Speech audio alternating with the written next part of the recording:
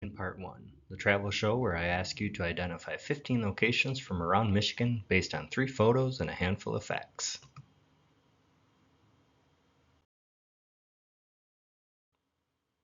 Before we get started, please like and subscribe.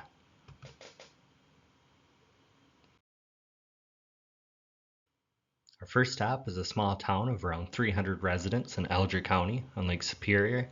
This town marks the eastern border of Pictured Rocks National Lakeshore, with its main feature being the harbor for which it is named.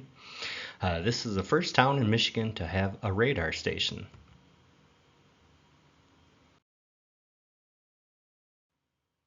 In the 1800s, Lewis Cass, Henry Schoolcraft, and Douglas Houghton took refuge in the harbor during their various explorations of the Upper Peninsula.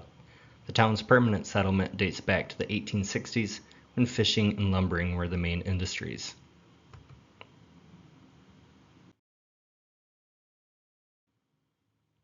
At the turn of the century, the town was a boom town, with its mills producing millions of board feet of lumber annually. A railroad from the south served the town, but around 1910 the lumber industry started to decline, and the town nearly became a ghost town, if not for the fishing industry that continued.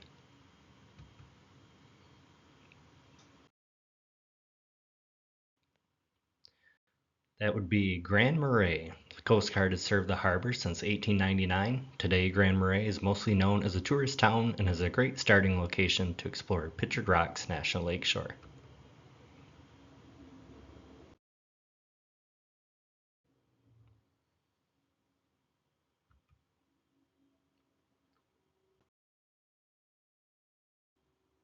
Alright, we now head 387 miles south to a town of just over 6,000 people, located 30 miles west of Detroit in Oakland County. The town is home to the only active horse track in Michigan. That was the last active horse track in Michigan and is no longer there. Been torn down for condos to be put up. Near downtown is the Mill Race Historical Village. At this site in 1827, John Miller built a grist mill that was replaced by another one in 1847. In 1919, mill owner Donald Yerkes sold the site to Henry Ford, who built a valve factory nearby.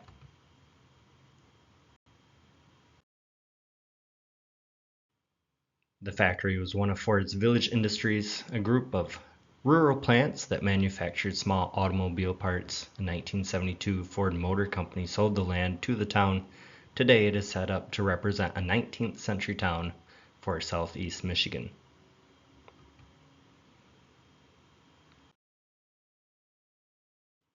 And that is Northville. As mentioned, Northville was home to the last active horse track in the state, Northville Downs, which hosted its last race on February 3rd, 2024, 80 years after opening in 1944.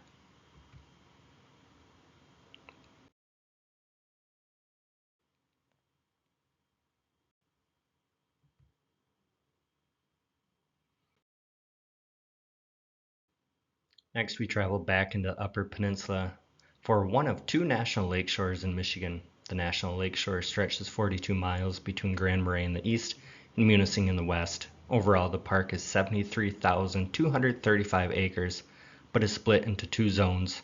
The 33,929 acre shoreline zone is owned by the National Park Service, with the remainder operated by a mixture of the state of Michigan, the Forest Land Group, and other private lands.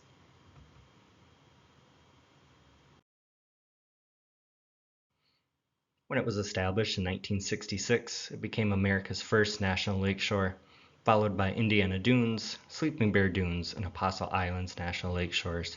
Now, Indiana Dunes is a national park now, but it started off as a national lakeshore.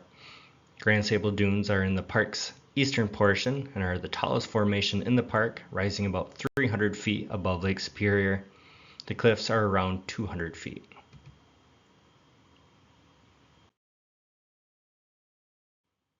Further west along the shoreline is perhaps the most iconic formation, Miners Castle.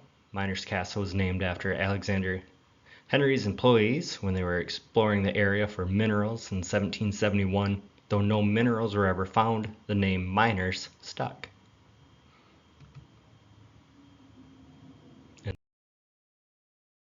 This is Pictured Rocks National Lakeshore. In the mid-1600s, French fur traders were the first known Europeans to write about the cliffs. They called the stretch of shoreline most delightful and wonderful.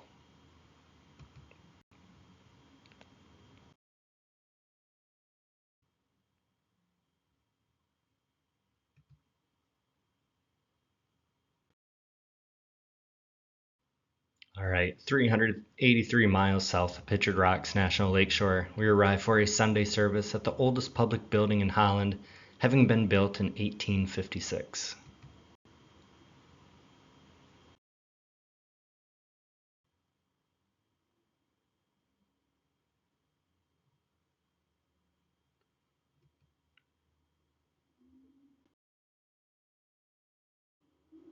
In 1882, a division occurred within the church, with the majority joining the Christian Reformed Church in 1884 and the minority establishing itself as the First Reformed Church.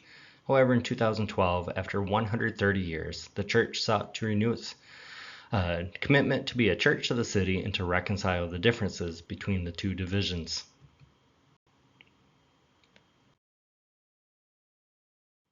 And that is Pillar Church.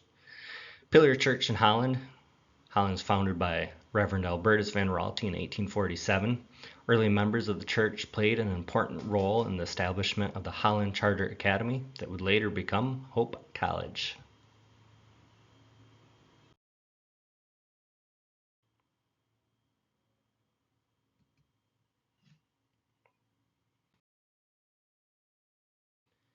All right, now we turn 93 miles southeast to a small town of nearly 7,000 that serves as the county seat of Calhoun County. Of the town's many unique homes is the Honolulu House. This beautiful home was built for Abner Pratt, who came to the town in 1839, and after serving as the Chief Justice for the state in the 1850s, served as counsel to the Hawaiian Islands, which were then called the Sandwich Islands. His love for the culture inspired him to build a home with plenty of teak and murals of tropical plants and animals to recreate the island atmosphere.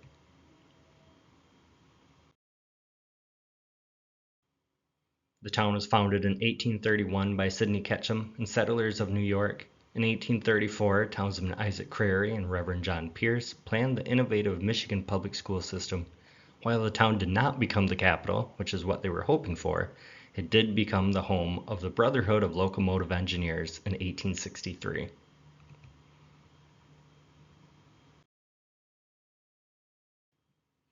This home served as the setting for local author John Bellairs' teenage mystery novel, The House with the Clock in Its Walls. Bellairs said of the town, "In my imagination, I repeatedly walk up and down the streets of the beautiful old Michigan town where I grew up. It is full of Victorian mansions and history, and it would work on the creative mind of any kid."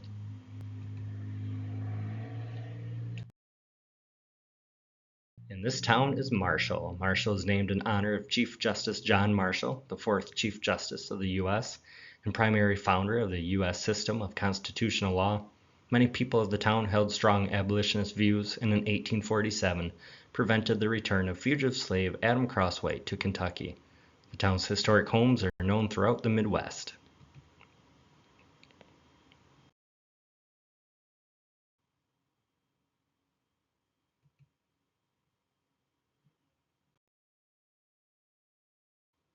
From Marshall, we turned 93 miles back to Lake Michigan, to a small town with a lot of character. The root beer barrel we see is actually located in the nearby town of Douglas. Now, the town I am looking for is actually on the opposite shore of the Kalamazoo River. This quirky food stand was opened in 1952 by Flint natives Joe Decker and Harold Kelly. In 1978, it closed and was left to deteriorate for the next several decades until Douglas's Historical Society started a campaign to have it refurbished, and in 2016 it was reopened as a food stand. It sells chips and hot dogs and ice cream floats and fun snacks like that. Across the Kalamazoo River from Douglas lies the town in question. The paddle wheel boat offering 90-minute cruises out to Lake Michigan is a fun activity. Excursion boats have been operating from this town since the 1860s. This 80-foot paddle wheel boat can seat a combined 150 passengers on the lower and upper decks and requires a crew of 3, one captain, and II crew for cruises over 54 passengers. It was launched in 2000, replacing a previous paddle wheel boat that was sold and trucked down to Waco, Texas.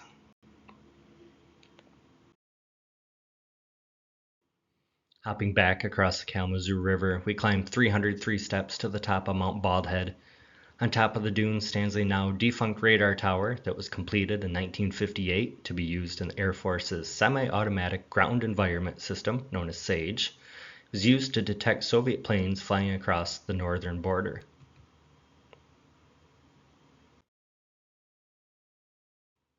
Saugatuck is home to the last chain ferry in the U.S. This relic of transportation has been operating since 1838.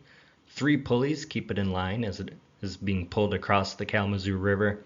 The operator turns a crank on the inside, and this pulls the ferry along the chain. A couple dollars to cross the Kalamazoo River. It's pretty fun to watch it, as all the yachts and boats, even if you're in a kayak, all the way up to a multi-million-dollar yacht, they all have to come to a stop to let the little Saugatuck chain ferry cross the Kalamazoo River.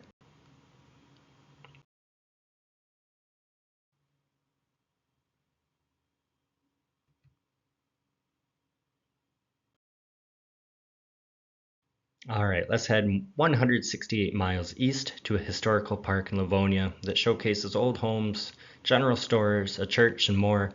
The Joshua Simmons Farm was established by Joshua and his wife Hannah from Bristol, New York in 1826. They purchased 160 acres for $1.26 per acre. That was the homesteading rate at the time. Simmons continued to buy land and build barns and mills around Livonia, Farmington, and Plymouth, becoming one of Livonia's most prominent landholders. In 1920, new ownership took over and changed the name of the farm from Meadowbrook to the current name.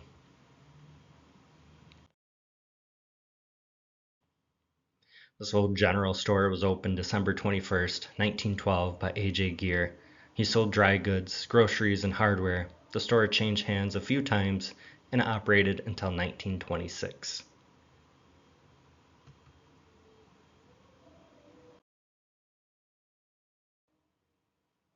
The Newburgh School, built in 1861 for $400, replaced a log structure that was built in 1831.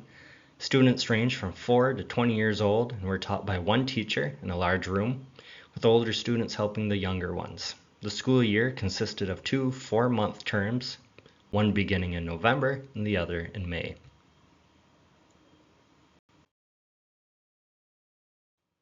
And this is Greenmead Historical Village, previously called Meadowbrook. It is set up to represent a village around Livonia in the late 1800s and early 1900s.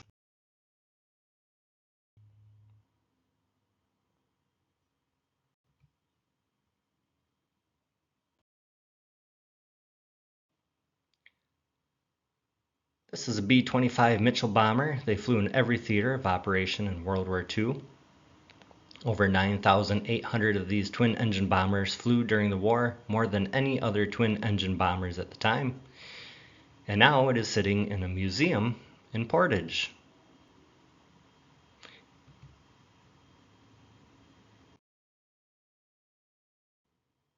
The T-28 Trojan was first produced in 1948 as a trainer, but was converted to a ground attack and anti-guerrilla aircraft. It is regarded as one of the best and versatile trainers in history and has been used by numerous countries. Though it is painted in the Blue Angels color scheme, the Blue Angels never used this type of aircraft, but used the F-6F Hellcat and F-8F Bearcat. So once again, looking for the name of the museum in Portage.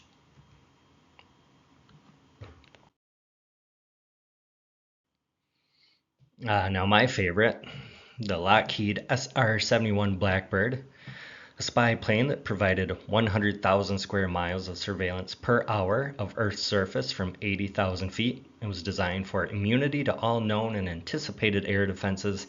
No one could stop it due to its supersonic speeds. It could travel well over 2,000 miles per hour. At extreme altitudes, it could fly around 85,000 feet, had radar attenuating materials, and designed using international shell corporations. The CIA clandestinely procured titanium from the Soviet Union to build the SR-71. Due to heightened political tensions as a result of the U-2 incident, the SR-71 never flew over the Soviet Union, but it did capture sideways photos of up to 400 miles along territory lines. So much more to say about the Lockheed Martin SR-71 Blackbird, but we'll be moving on. This is the Air Zoo in Portage. It has over 100 rare air and spacecraft as well as simulators. One of my favorite museums in Michigan.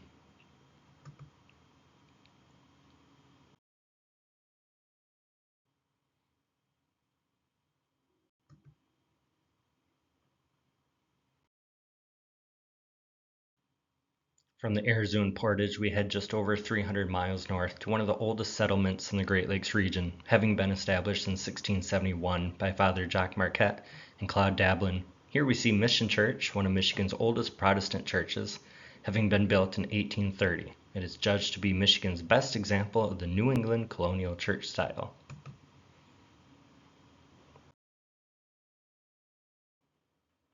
Not far from the Mission Church is the Island House, built for Charles O'Malley around 1852. It was one of the first summer hotels in the area. By the 1880s, the hotel was known as the best family hotel on the island and is still operating as a hotel today. This is actually 35 years older than the Grand Hotel, which is also in the town. That should be a big hint as to the name of it. As mentioned, this is an island, so naturally one has to arrive by plane or boat. Starline and Shepler's Ferries brings tourists to the island. Of the two, Shepler's is the oldest, serving the island since the late 1940s, whereas Starline began in the 1970s. A little foggy on that day when I took this photo. All these photos, by the way, should have mentioned this in the beginning, are ones that I've taken, and I have not done any editing to them.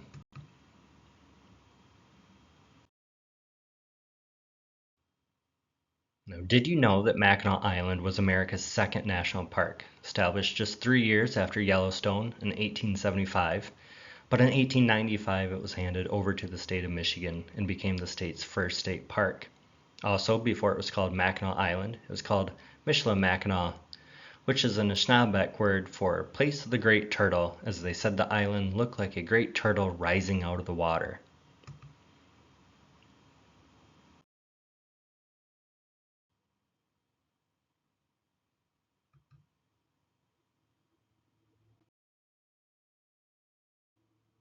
"240 miles south of Mackinac Island, we come to a 265-acre, 52-foot deep lake in Kent County. While the lake is known for being the site of an amusement park from 1897 to 1955, the million-dollar homes around the lake are very prevalent. From what I could find, the most expensive home sold was for $8.6 million. It was 14,177 square feet. There's plenty of wildlife to be seen around the lake as well. American bullfrogs, turtles, a lot of birds. As I mentioned, this is also a great place for viewing waterfowl such as Canadian geese. Did you know that these birds can fly over 1,000 miles in a day and reach speeds of up to 70 miles per hour in favorable winds? So this photo was taken in the fall. Canadian geese are starting to head home.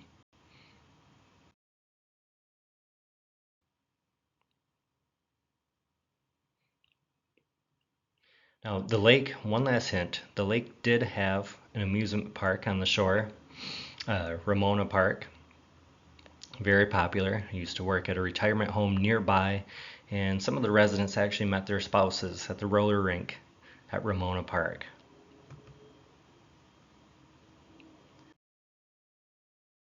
This is Reed's Lake in East Grand Rapids. Reed's Lake was the site of Ramona Park, as I had just gotten done saying. It was a trolley park. And today it's surrounded by the million-dollar homes, and some of the wealthy families. They work at Steelcase, they work at Amway, or they own the Bissell Vacuum Company. Kathy and Mark Bissell have a combined net worth of around $500 million. They do a lot of work to advocate for pets.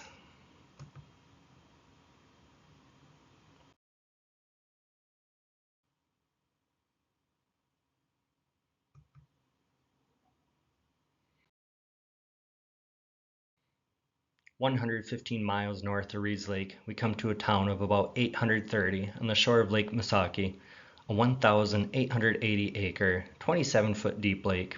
This town is the county seat of Missaukee County, and M66 and M55 intersect in the town.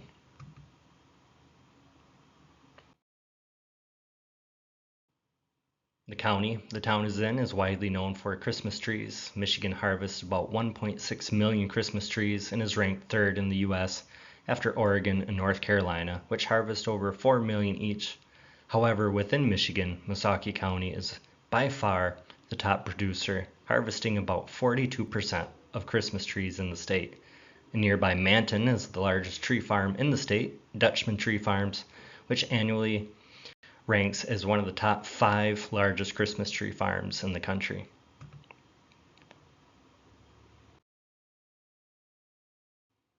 The town's first settler was Daniel Reeder, who built a cabin on Lake Missaukee, which was then called Muskrat Lake, in 1868.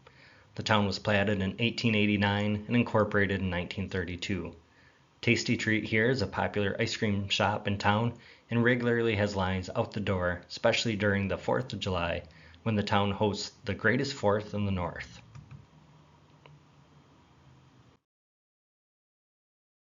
And this is Lake City. Lake City is at the crossroads of M66 and M55 and is a popular destination for stopping place as people from southwest Michigan head further north to places like the UP, Mackinac Island, Mackinac City.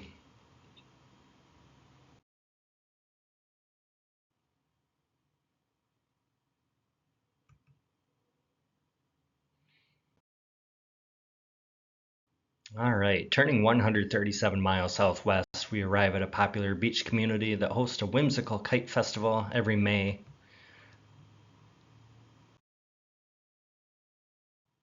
The town has hosted the kite festival for over 30 years. During most of these years, it was called the Great Lakes Kite Festival. Now, these photos were taken May of 2024. The weather was absolutely perfect. As you can see, not a cloud in the sky. The kites range from small kites to kites of 80 to 120 feet long.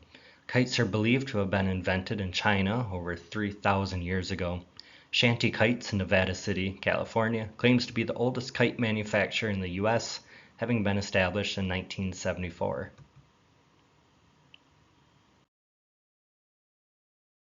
This is the Grand Haven Kite Festival. The largest kite festival in the U.S. is in Washington State, the International Kite Festival, with over 150,000 kites. Grand Haven is no slouch, though. Several hundred kites can be found at the festival.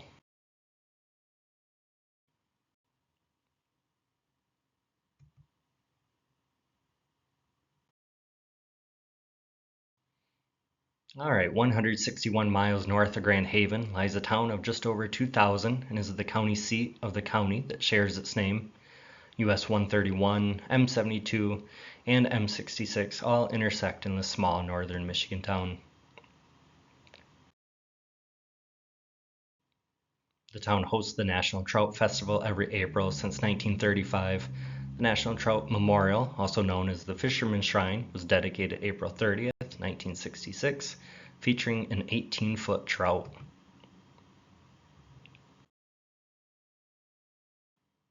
Albert Abbott platted the town in 1873. Logging camps employed many men, such as the Smith Lumber Company, founded in 1895, which employed around 180 people. There were also livery stables, blacksmith shops, a bicycle shop, and ice cutting services in the winter. Early export products were lumber and wood products, bark, ferns, potatoes, mint, dairy products, apples, huckleberries, and later horseradish. Other industries included newspaper printing, founded in 1874, and a cigar factory, founded in 1892.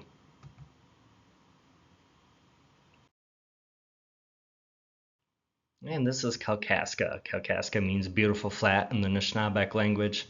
In 1916, Ernest Hemingway traveled through the town with a friend on a fishing trip. His stories, The Battler and The Light of the World, are set in the area.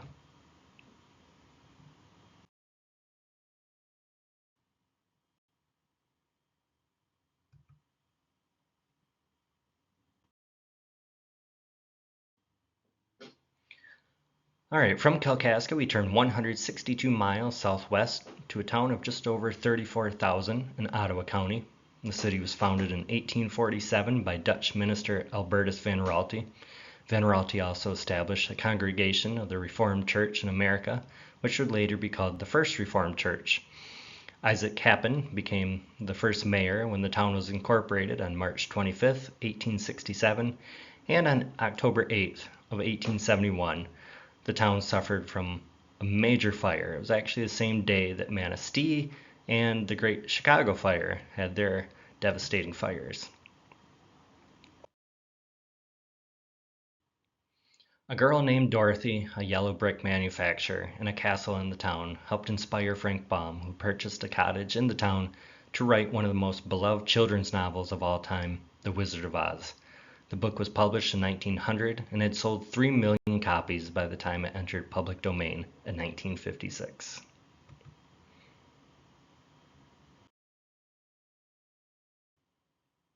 Apart from Lake Michigan, the main body of water in the town is Lake Macatawa at 1,780 acres. Macatawa is an Ottawa term meaning black water, which is why the lake is also known as Black Lake. The lake is actually a broad part of the Macatawa River before it flows into Lake Michigan. Two large steamers, the North and South America, were cruise ships that sailed into the harbor from the early 1900s to around 1967, when the South America was retired and sold to the Seafarers International Union in Maryland.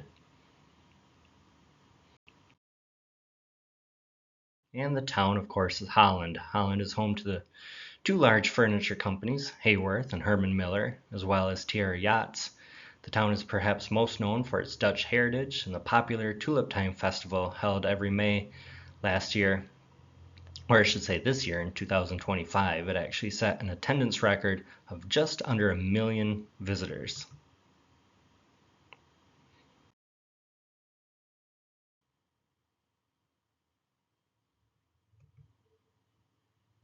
All right, and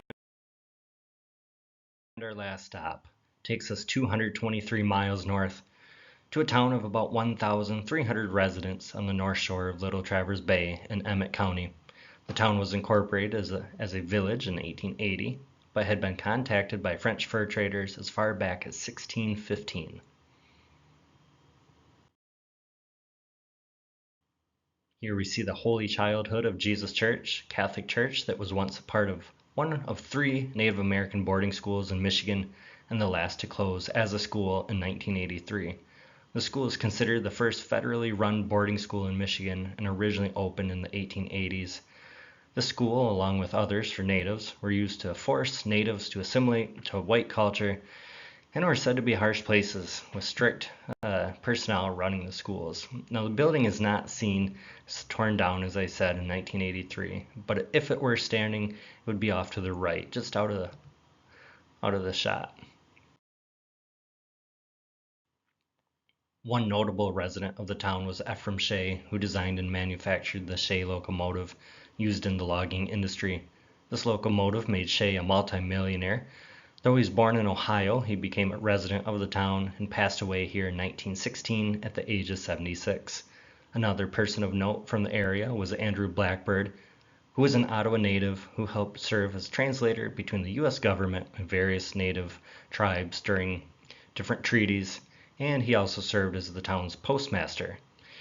It's a little unclear when he was born. Some say 1814, some say 1815, but he did pass away in 1909.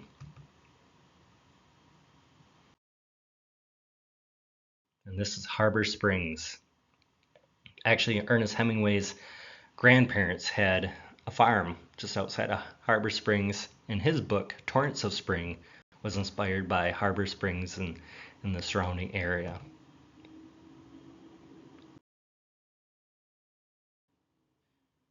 There it is, Harbor Springs. Here's all the spots we've been to. Nope, sorry, jumped ahead a little bit. If you enjoyed the video, please consider a $1 donation. There's a link in the description below. If you feel compelled to donate the dollar, I would appreciate it. If not, don't worry about it. And now here we go. Here's all the locations we've been to. The map that I'm using, I should have mentioned this in the beginning, I apologize. The map I'm using is actually a postcard that I found at an antique store in East Grand Rapids. All right, well, thanks for watching. I'll see you next time.